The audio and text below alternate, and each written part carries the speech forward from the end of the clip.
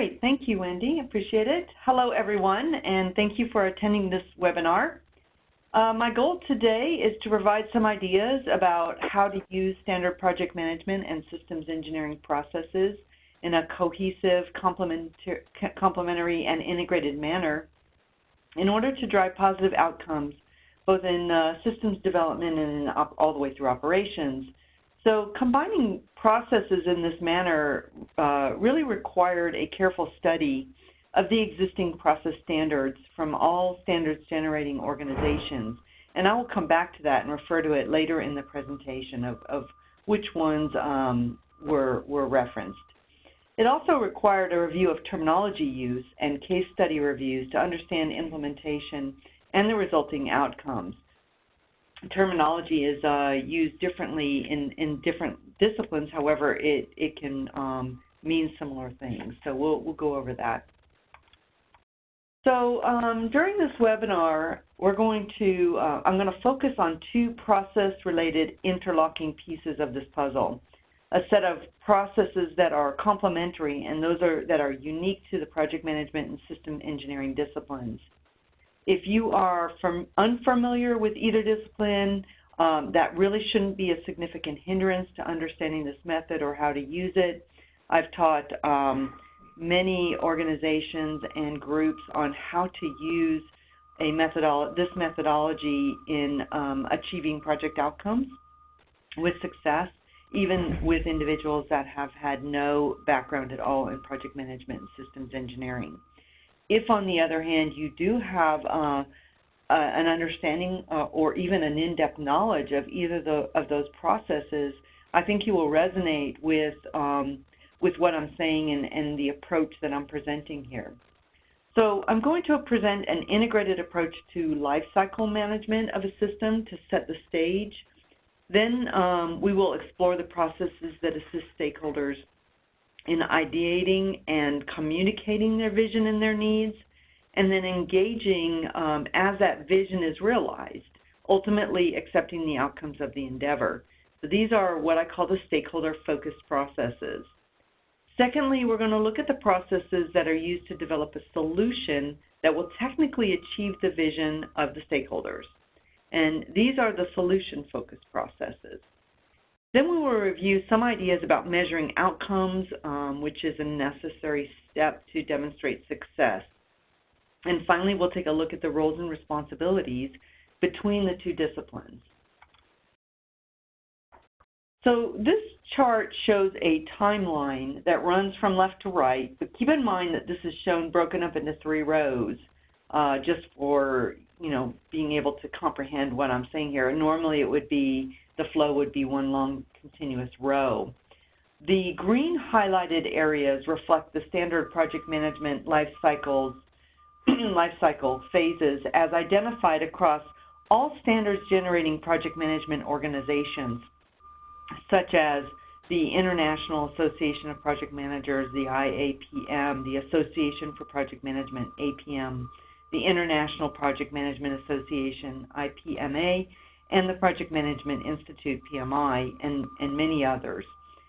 The blue areas reflect the standard systems engineering life cycle areas, life cycle phases, as identified across all standards generating systems engineering organizations, such as the Institute of Electrical and Electronics Engineering, or IEEE, the International Organization for Standardization, ISO, or ISO, the International Electrotechnical Commission, IEC, or any combination of those 3. They have a tendency to combine forces and put out standards.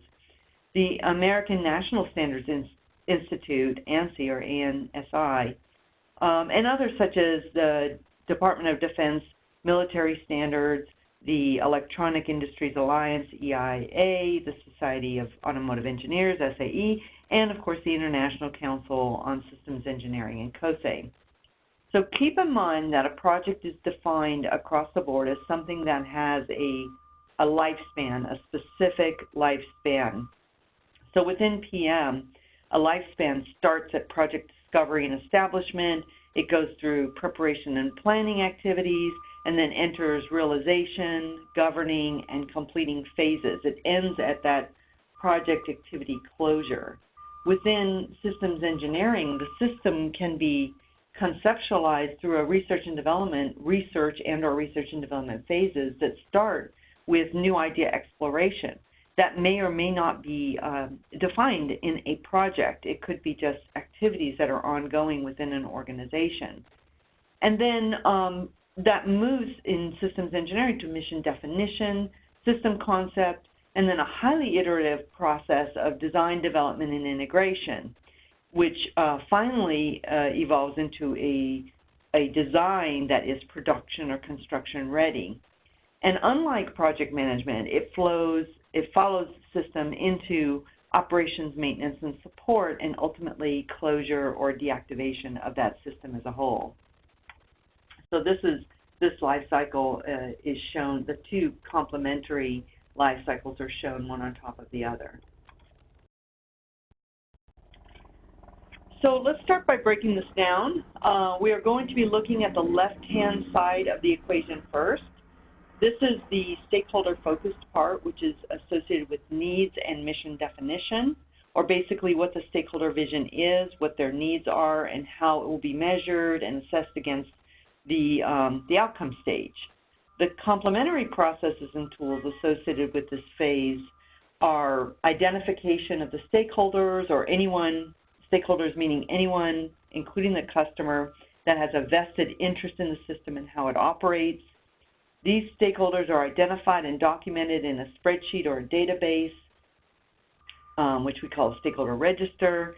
Information including the names of the individuals, the organizations, their titles, contact information, their specific interest in the project, their needs, etc. That type of information should be captured.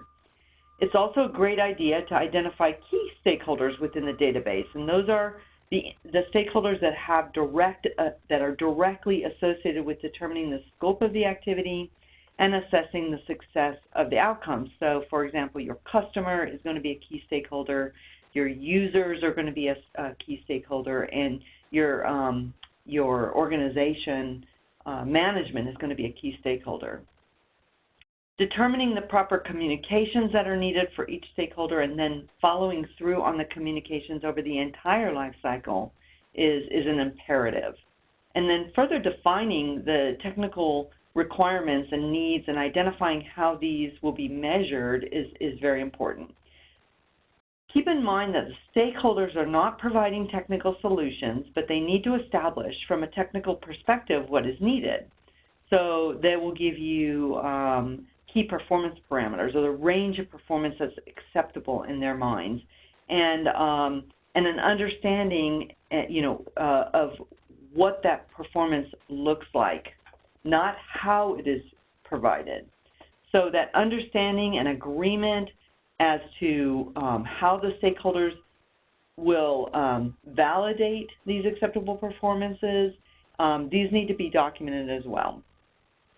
So a clear description of where all system documents are housed is also critical. You can capture this in a document tree, which is a simple list or diagram which provides a location for each set of documents and any reports that will be used by the stakeholders. It's common to lose configuration or lose control on where things are. A knowledge database can be exceptionally helpful in this regard, so that the documents that are needed are shared among the stakeholders and the team members, so that it's not sitting in somebody's desktop somewhere or in a hard drive somewhere where people that need to have access to it cannot access it. You typically have different locations for your management reports and your technical diagrams, architectures, and technical specifications. They can be housed in different repositories.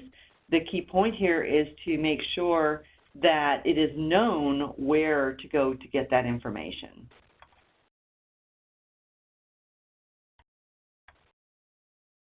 So now let's take a look at the complementary processes and tools